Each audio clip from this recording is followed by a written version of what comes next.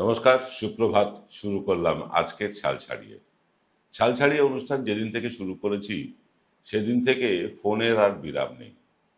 প্রতিদিন unknown number থেকে বিভিন্ন রকম থ্রেট কল, বিভিন্ন রকম হুমকি, প্রত্যক্ষ হুমকি, পরোক্ষ হুমকি, এমনকি পৃথিবী থেকে সরিয়ে দেওয়ারও হুমকি আসছে। আমরা এগুলো নিয়মিত পেয়ে থাকি, আমাদের এগুলো অভ্যেস, চিরাচরিত ব্যাপার। তাই এগুলো নিয়ে খুব একটা মাথা ঘামাই না, আগেও ঘামাইনি, এখনো ঘামাই না। এনকে ডিজিটাল শুরুর পর থেকে এই ধরনের হুমকি, থ্রেট, ফোন কল বা এমনকি শারীরিকভাবে নিগ্রহ, বিভিন্ন সময় বিভিন্ন রকম এরকম অত্যাচারের শিকার আমাকে অন্তত হতে হয়েছে। যেহেতু আমি ক্যামেরা ফেস করি, আমাদের যারা ক্যামেরার পেছনে টিম রয়েছেন তাদেরকে সকলে দেখতে পান না, তাই তাদেরকে ততটা ফেস করতে হয় না। কিন্তু ব্যক্তিগতভাবে আমাকে বিভিন্ন জায়গায় যতটা প্রশংসা পাই তারও মানে বেশি পাই নিন্দা, সমালোচনা ইত্যাদি। তবে হ্যাঁ, যখন এরকম সমালোচনা, ফোন কল, হুমকি, লাইভ থ্রেট এগুলো যখন পাই তখন বেশ গর্ববোধ হয়, মনে হয় সঠিক পথেই চলেছি। আপনারা কি বলেন? আপনারা যা বলতে চান কমেন্ট বক্সে লিখে জানান। শুরু করব আজকের ছাল ছাড়িয়ে অনুষ্ঠান।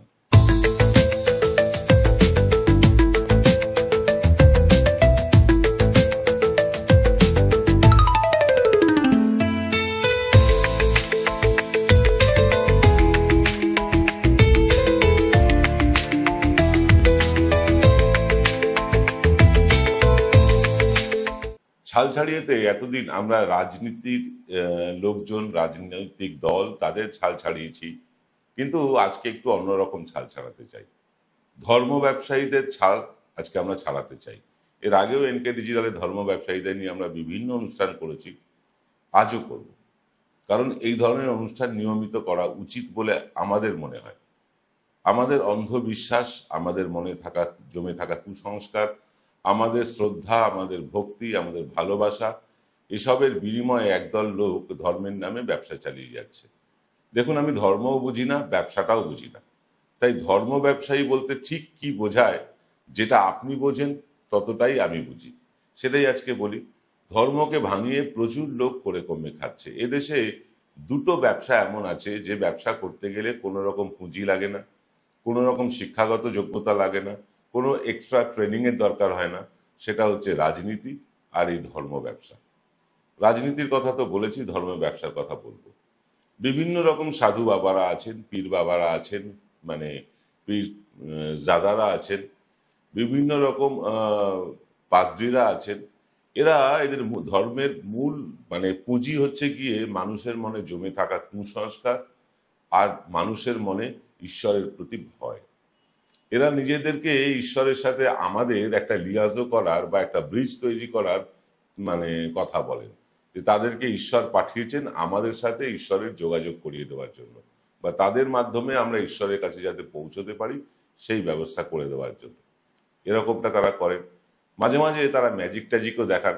ম্যাজিক দেখান বলে মানুষের বিশ্বাস আরও বাড়ে, কারণ মানুষ বিজ্ঞানের থেকে অনেক বেশি ভরসা করে ম্যাজিকে। সেই ম্যাজিক দেখে মুগ্ধ মানুষ তারা কিন্তু এই গুরুজিদের প্রতি, এই বাবাজিদের প্রতি, এই পীর বাবাদের প্রতি, এই পাদ্রীদের প্রতি কিন্তু তারা দুর্বল হয়। এটা বাস্তব সত্য।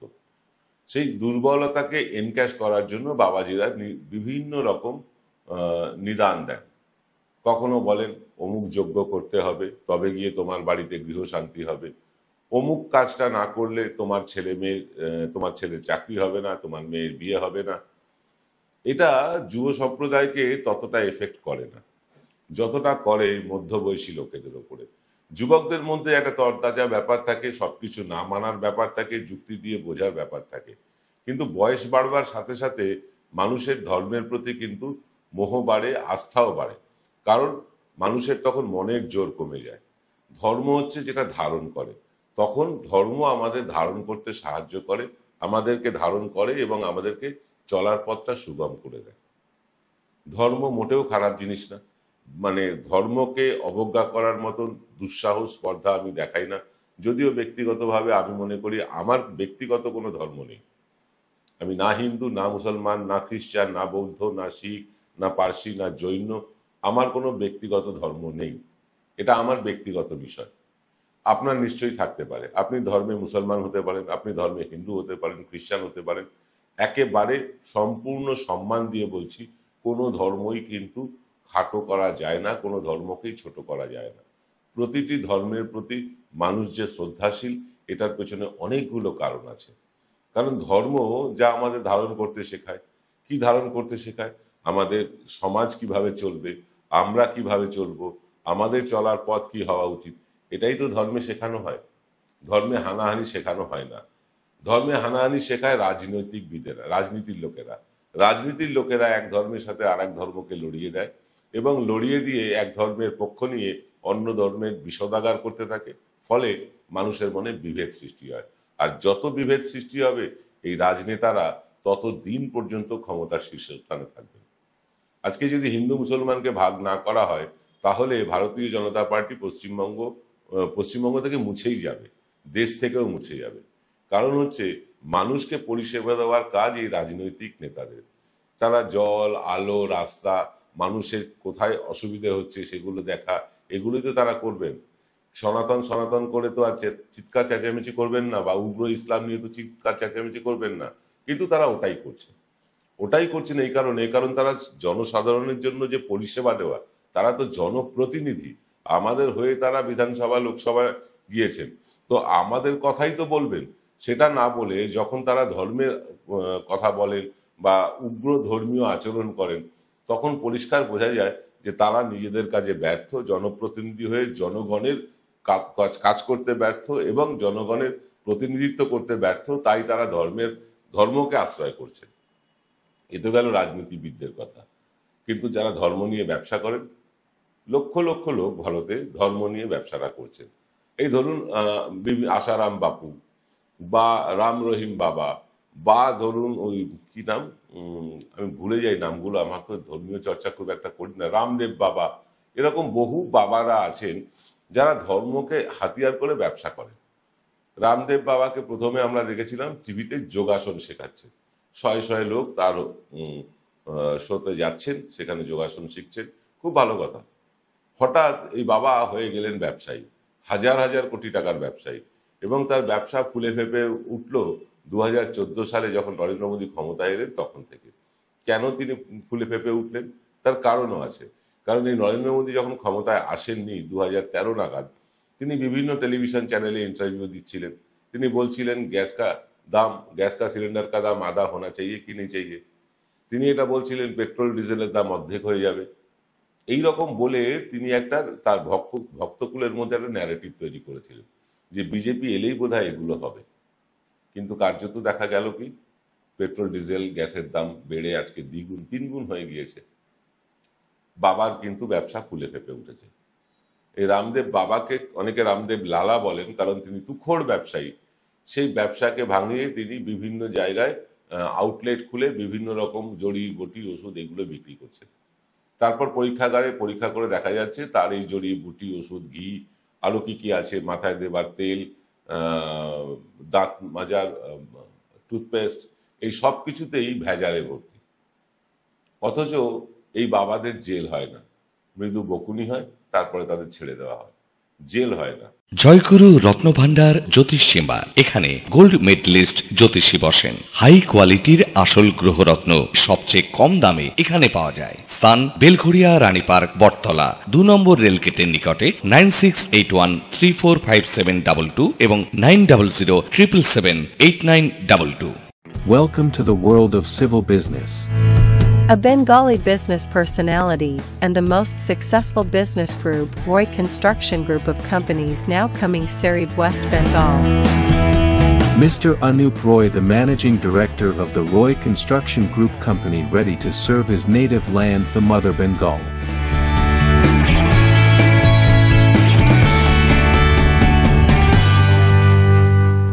রাম রহিম বাবার জেল হয়েছে। রাম রহিম বাবার জেল হওয়ার পেছনে কারণ আপনারা জানেন, সেই নোংরা আচরণ কথা নিয়ে আর বলতে চাই না। কিন্তু তিনি এতবার প্যারোলে বেরিয়েছেন যে বিশ্ব রেকর্ড করা যায়। কোনো অপরাধী শাস্তি পাওয়ার পর এতবার প্যারোলে বাইরে এসে বেরোননি। বিভিন্ন সময়, বিভিন্ন ভোটের সময় তাকে প্যারোলে বাইরে বার করা হয়, তিনি প্রচার করেন, আবার তিনি রীতিমতো জেলে ঢুকে যান। এইসব গল্প চলছে। বহু আশারাম বাপুর নোংরা কথা, আমি নোংরা কথা বলতে চাই না, কারণ হচ্ছে এই বাবাদের কুকীর্তির কোনো শেষ নেই। তাদের যৌন লালসা, তাদের পয়সার প্রতি লালসা, এর কোনো শেষ নেই। কোটি কোটি কোটি টাকার মালিকেরা। ফুরফুরা শরীফে মানে যে পীর মানে যারা আছেন, তারা প্রায় প্রত্যেকেই কোটি টাকার মালিক। তাদের ব্যবসাটা কি? কিচ্ছু না। তারা কোন জায়গায় চাকরি করেন? কোনো জায়গায় না। অথচ তাদের প্রত্যেকেই কোটি কোটি টাকার মালিক, প্রত্যেকেই কোটি কোটি টাকার সম্পত্তি করে ফেলেছেন। আবু বকর সিদ্দিকী, যিনি এই ফুরফুরা শরীফের প্রতিষ্ঠাতা, তিনি একজন শ্রদ্ধেয় মানুষ এবং বিপ্লব করা মানুষ ইংরেজদের সাথে। শুধু তাই না, তিনি মানুষের কাছে তার গ্রামে গ্রামে গিয়ে মানুষকে চিকিৎসা করতেন, মানুষকে বিভিন্ন রকম সহায়তা করতেন। এই কারণে মানুষ তার ভক্ত হয়েছিল। কিন্তু তিনি তো অত্যন্ত সজ্জন মানুষ, সৎ মানুষ এবং নমস্য মানুষ। আবু বকর সিদ্দিকীর পর তার ছেলে মেয়েরা, তার নাতিপুতিরা তাকে ভাঙিয়ে খেয়ে যাচ্ছে এবং কোটি কোটি টাকার সম্পত্তি করেছে। এক একজনের বাড়ি দেখলে আপনি মাথা খারাপ হয়ে যাবে আপনার। তার বাড়িতে কাঁচ আসে বেলজিয়াম থেকে, বাড়িতে লাগানোর কাঁচ আসে বেলজিয়াম থেকে, মেঝের যে টাইলস তা আসে ইটালি থেকে। কোথা থেকে আসে এত টাকা? বিলাসবহুল দামি দামি গাড়ি চাপেন তারা। কোথা থেকে আসে এত টাকা? ভক্তেরা দেয়, তার মুরিদরা দেয়। এই মুরিদ বা ভক্তরা এরা এই পীরজাদাদের ভরসা করে। পীরজাদারা এই ভক্তের বিনিময়ে অর্থ নেয় এবং অর্থ নিয়ে নিজেরা বিলাসবহুল ভাবে থাকে। যে মানুষটা একজন পীরজাদার কাছে গিয়ে 2000 টাকা দিচ্ছে, দেখুন গিয়ে তার মাসের রোজগার 8000 টাকা। সেখান থেকে সে 2000 টাকা দিচ্ছে পীরজাদাকে, যাতে পীরজাদা রসে বসে থাকে। বংশ পরম্পর ধরে চলছে এই জিনিস।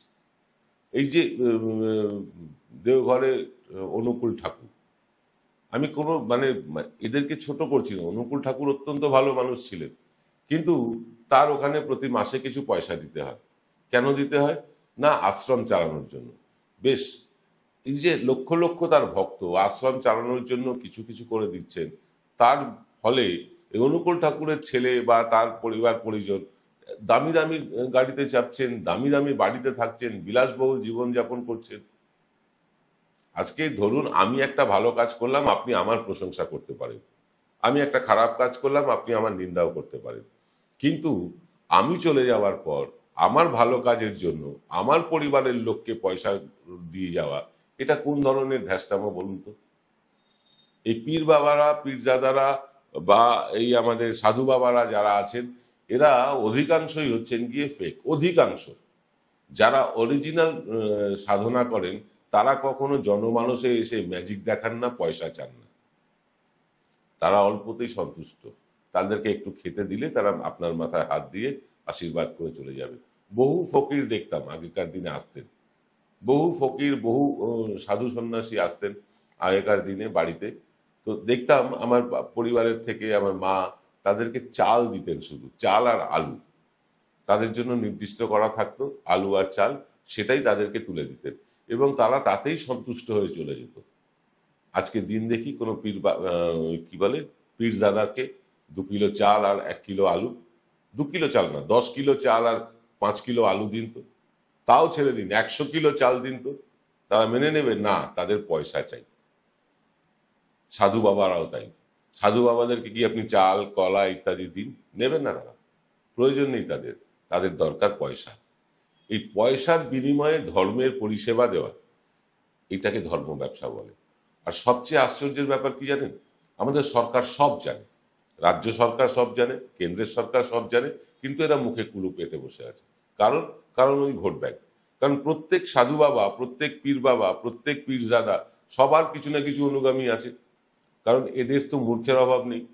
মূর্খেরা গিয়ে তাদের পায়ে পড়ে, তাদের অনুগামী হয়। এবার এই পীর বাবারা, পীরজাদারা বা সাধু বাবারা এরা যদি বলে দেয় যে অমুক পার্টিটিকে ভোটটা দেওয়া যাবে না, তারা ভোট দেবে না। মানে তারা এতটাই মূর্খ, তাদের নিজের বিচার, বিবেচনা, বুদ্ধি কোনো কিছু প্রয়োগ করে না। যেহেতু ধর্মগুরু বলে দিয়েছে, তাই অমুক দলকে ভোট দেওয়া যাবে না। তাই কোনো রাজনৈতিক দলই যেই ক্ষমতায় আসুক না কেন, এই পীর বাবাদের, এই সাধু বাবাদের কিন্তু চটায় না। চটায় না একটাই কারণে, ভোট ব্যাংক নষ্ট হবে বলে। আর এই ভোট ব্যাংক বাঁচাতে সাধারণ মানুষকে দিনের পর দিন ঠকিয়ে যাচ্ছে কিন্তু এই সাধু সন্ত আর কি বলবো, পীরজাদা বলুন, পীর বলুন, প্রত্যেকে, কে নয়। গির্জাগুলো এর বাইরে না, পাদ্রীরা বিভিন্ন কুসংস্কার। আজকে আমাদের দেশে খ্রিস্টানের সংখ্যা কম, তাই যে দেশে খ্রিস্টানের সংখ্যা বেশি সেখানে যান, এই পাদ্রীরাই কিন্তু কুসংস্কার তৈরির মূল চাবিকাঠি। তারাই বিভিন্ন রকম কুসংস্কার ছড়ায়, কখনো ভূত ছাড়ানোর নামে, কখনো বিভিন্ন অপদেবতার হাত থেকে বাঁচাতে, বিভিন্ন রকম গ্রহের হাত থেকে বাঁচাতে এরা বিভিন্ন রকম নিদান দেন। আর সেই নিদান আমরা মাথা পেতে মেনে নিই, আর মাথা পেতে মেনে নিই, তার বিনিময়ে কিছু অর্থ দিই। কেন অর্থ দিয়েই কেন ভক্তিকে কিনতে হবে? কেন অর্থ দিয়ে ভক্তিকে কিনতে হয়? আজকে বিভিন্ন মন্দিরে দেখবেন ভগবানের দর্শন করতে গেলে সেখানে অর্থ দিতে হয়, বিভিন্ন রকম অর্থ। আপনার যেমন অর্থ আপনি সেই রকম ভাবে দর্শন করতে পারবেন। যদি আপনার কাছে অর্থ না থাকে, আপনি ফ্রি লাইনে দাঁড়ান, আপনাকে 10 ঘন্টা, 15 ঘন্টা, 14 ঘন্টা এরকম ওয়েট করতে হবে। আর যদি আপনার কাছে পয়সা থাকে, 2000, 5000 বা 500, 100 যা রেট আছে, সেই রেট দিয়ে ভগবানকে আপনি তাড়াতাড়ি দর্শন করতে পারবেন, কাছ থেকে দর্শন করতে পারবেন। অর্থাৎ ভগবান দর্শনও এখন মূল্যের বিনিময়ে হচ্ছে। সরকারও চুপ, সব সরকার চুপ, এরা সব রাজ্যে আছে, সব সরকার চুপ হয়ে আছে। কারণ কি জানেন? সেই ধর্ম প্রতিষ্ঠানগুলোকে সরকার চটাতে যায় না, কারণ তাদের ভোট ব্যাংক চলে যাবে বলে। কিন্তু সাধারণ মানুষ, সচেতন মানুষ, যিনি শিক্ষিত মানুষ, আমি তাদেরকেও দেখেছি মন্দিরে গিয়ে সবচেয়ে দামি পয়সার লাইনে দাঁড়িয়ে দামি টিকিটটা নিয়ে 2 মিনিটের মধ্যে, 10 মিনিটের মধ্যে ভগবান দর্শন করে তিনি বেরিয়ে এলেন। কি পুণ্য আদায় করলেন, কি পুণ্য মানে অর্জন করে নিলেন। এইভাবে পয়সা দিয়ে কি পুণ্যার্জন হয়? ঈশ্বরকে পয়সা দেওয়ার ক্ষমতা আমার আপনার আছে? যে ধরনের ঈশ্বর হোক না কেন, আপনি আল্লাহ বলুন, আপনি ভগবান বলুন, গড বলুন, যাই বলুন না কেন, তাদের কাছ থেকে তো আমরা করুণা পাই, তাদের তো আমরা আশীর্বাদ পাই। তাদেরকে পয়সা দিয়ে কেনার ক্ষমতা কটা মানুষের আছে? নেই একজনেরও। তাদের অনুকম্পায় আমরা বেঁচে থাকি, ধর্মীয় মানুষেরা বলেন। তাদেরকে আমরা অনুকম্পা দেখাবো পয়সা দিয়ে?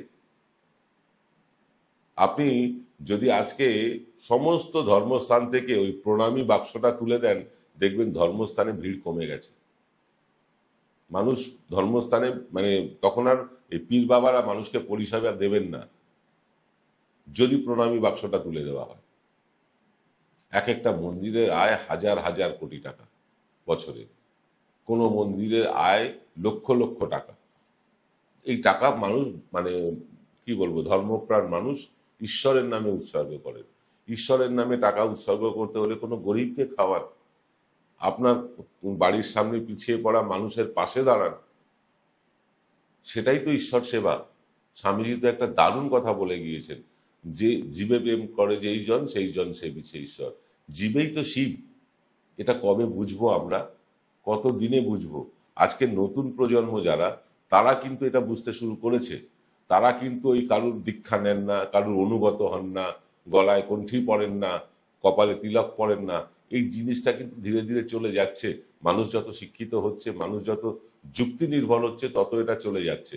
কিন্তু 100% যাওয়ার জন্য সরকারের তরফে যে উদ্যোগটা নেওয়া উচিত, সেই উদ্যোগ কোনো সরকার নেয় না, কারণ তাদের ভোট ব্যাংক। এই ভোট ব্যাংক বাঁচাতে সরকারের এই যে মানে নষ্টামো ধ্যাষ্টামো, এগুলো বন্ধের প্রতিবাদেও কি আমরা নামতে পারি না? আমরা সংবাদ মাধ্যম, আমরা আপনাকে ইন্ধনটা দিতে পারি, আমরা আপনাকে তথ্য দিতে পারি। কিন্তু অনেকেই বলেন, আপনারা অমুকের বিরুদ্ধে কেস করছেন না কেন, বড় বড় কথা বলছেন। কেস করাটা আমাদের কাজ নয়। অনেকে বলেন যে কেন আপনারা পথে নামছেন না। পথে নামাটা আমাদের কাজ না, আমাদের কাজ জনমত তৈরি করা। আমরা জনমত তৈরি করছি যাতে এই পীর বাবা, সাধু বাবা, এই যে বাবারা আছে, এদের বিরুদ্ধে মানুষ সচেতন হয়। পথে নামতে তো হবে মানুষকেই, আমরা তো শুধু সচেতন করতে পারি। যেহেতু আমাদের অনুষ্ঠান বহু লোক দেখেন, সেহেতু বহু লোক যদি সচেতন হন, তারা যদি এই ভিডিও যদি শেয়ার করে দেন আরো কিছু মানুষের কাছে, তাতে আরো কিছু মানুষ সচেতন হবেন। এই করে করে যদি বহু মানুষ একসময় সচেতন হয়ে ওঠেন, তাহলে কিন্তু এই ধর্ম ব্যবসায়ীদের ব্যবসা লাটে উঠবেই। এবং সেই সুদিনের অপেক্ষায় আমরা আছি। তবে ভারতবর্ষে শিক্ষিতের থেকে অশিক্ষিতের সংখ্যা বেশি। তারা কিন্তু ওই বাবাদের ম্যাজিক ট্যাজিক দেখেই ভুলে থাকে।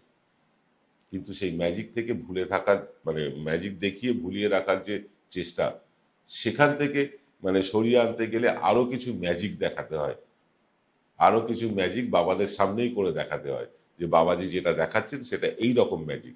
সেই ম্যাজিকটাকে লোকের সামনে ওপেন করে দিতে হয়। সেই রকম সংস্থা এখন আর কোথায়? আগে 2-1টি সংস্থা ছিল, এখন সেরকম সংস্থাও দেখি না। সবাই কেমন যেন ঘুমিয়ে পড়েছে, ধর্মে আফিমে বুঁদ হয়ে আছে। আর এই ধর্মকে হাতিয়ার করে এক শ্রেণীর রাজনৈতিক দল, তারা দিনের পর দিন রাজত্ব চালিয়ে যাচ্ছে। আর কতদিন, আর কতদিন এভাবে মানুষকে বুদ্ধু বানিয়ে আপনারা রাজত্ব চালাবেন? একটা না একটা দিন তো ভারতবর্ষের মানুষ ঘুম ভাঙবেই তাদের, তারা তো জেগে উঠবেই। সেদিনকে আপনাদের কিন্তু পালানোর পথ থাকবে না, ছাল ছাড়িয়ে নেবে ভারতের জনতা। আজ এই পর্যন্ত, সকলে ভালো থাকবেন। নমস্কার।